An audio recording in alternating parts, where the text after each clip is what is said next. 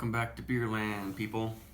I have Trillium's newest beer, 6. It's just a regular old Belgian pale ale. It's a pretty cool label. They haven't done labels with this high concept design before.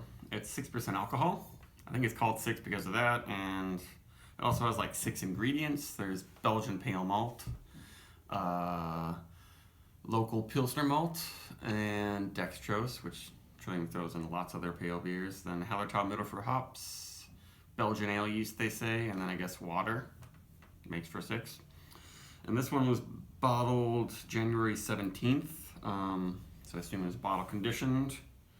And it's pretty fresh. I got it within the first week it was available. And most people, Trillium drinkers, are probably not going to care about this beer because it's not funky or sour or hoppy, juicy, any of that. I think it's going to be pretty traditional, probably a little bit drier and paler than a lot of other Belgian pale ales that are actually drunk in Belgium. But I'm pretty interested to see what it's like. I've had their Belgian strong pale ale, Broken Angel, and maybe they use the same yeast. That one's fine. It's just like a really, really simple kind of Duvel type beer, but even simpler than that.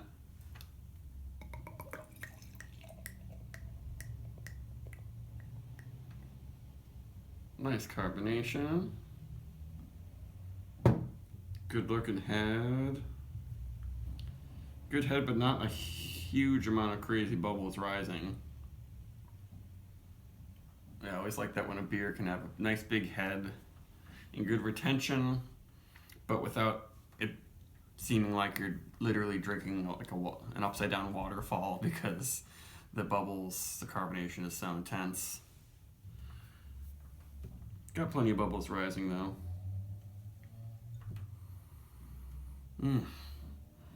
Yep, it's been a long time since I've had a simple Belgian pale ale like this, and it's really nice. It has that slight cotton candy bubble gum and sweet candied citrus fruits, but not juicy, not American IPA type thing. Smells pretty refreshing. It smells very fruity. It's big on the esters. Very, very subtle pepper, not even quite clovey from the phenols. And the head is really nice. But a really, really nice, soft, fruity candy aroma.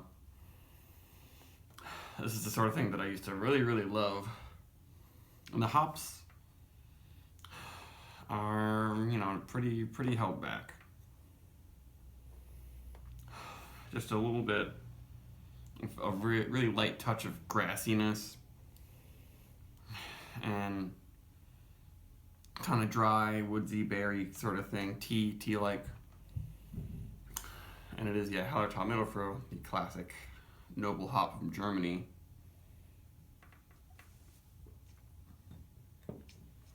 Much spicier on the tongue. Still has some sweetness to it, though not much body. But finishes with a lot of sweet flavors, but I am getting extra spiciness now, especially I think the hops are lending a lot of flavors. So it's kind of woodsy, but still it tastes like sweetened iced tea, almost like southern sweet tea, with just maybe a very light hint of citrus. But it's not quite fluffy on the tongue because the body's not that big, but it does have a sort of prickly, slight fluffiness. And some good lacing. The head has died down too a little bit now. But I think it's gonna probably not die down completely. Even though it's like lots of sweet flavors from the malt and the yeast, it's still always kind of refreshing, and after a few sips, it's drying out pretty well. They would say this is very nicely balanced. That's nice, and I'm glad that it's only $8 a bottle. It could have made it even lower probably, but for a really well-made bottle-conditioned Belgian pale ale, it's not a bad price. And I think most Belgian pale ales, like humble Belgian pale ales, you'd get in Belgium, or stuff like mass-produced, like Palm. That's a little bit more of an amber, though. Those ones are usually filtered and force carbonated.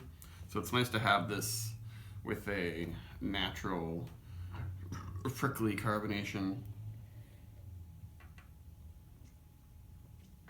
But it is like, it's like a soft, foamy, prickly fluff on the tongue. It's really nice to have a beer like this. They did a very good job, I think. It's not going to be quite as sweet as some of the more classic Belgian examples, like de Koninck, which I've never had. I'm pretty sure that one's pretty amber also, and those ones are really popular in Belgium. And I think like just about every city has their own, brewery that does a really popular local Belgian pale ale.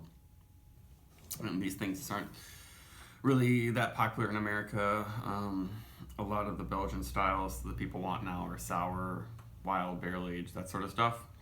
But for a nice, clean, modern Belgian, like super controlled yeast beer, they did a really good job with it. And I love how it gets spicier and more prickly, and in the finish, and I'm still having some nice phenol, spicy tea sort of like things going on. And I think it's really worth it if you like Belgian pale ales, or even if you just like clean saisons. It's Belgian pale ale is really close to a saison. It doesn't have quite the dryness, I guess I would say, of a saison. It doesn't have as much of a pear note. This is more towards the bubblegum banana end of the fruitiness.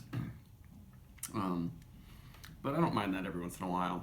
Though I probably would take a saison DuPont over this most days, but switch it up and try something a little bit fruity, a little bit spicy. And I think this will probably be around for a while. The limit right now is like 12 bottles per person, because they're like, man, we're betting no one's gonna want to buy this. But it's not bad. I give it like a straight 4 almost, probably. Goodbye.